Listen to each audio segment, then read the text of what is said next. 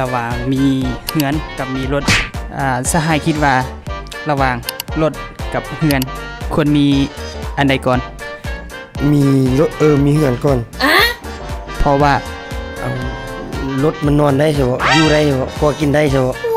มันต้องมีเฮือนก่อนจึงมีรถแต่เดี๋ยวนี้กูบ่มีทั้ง2อย่างเลยนี่กูบ่มีทั้ง2อย่างสมมุติว่ารถมีเฮือนอย่างน้อยเขาก็สามารถขี่รถไปซื้อเฮือนได้มึงเจ้าสามารถขี่เฮือนมาหารถได้บ่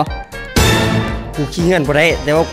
กูจ้างแท็กซี่หรือว่าเอิ้นแก๊ปได้ยืมรถหมู่ได้มึงร้อนว่าขี่เฮือนไปซื้อรถค่อยว่าแนวนี้ระหว่างเฮือนกับรถเขาควรมีเงินโอเคเนาะควรมีเงินเนาะเงินก็บ่มีเงินก็บ่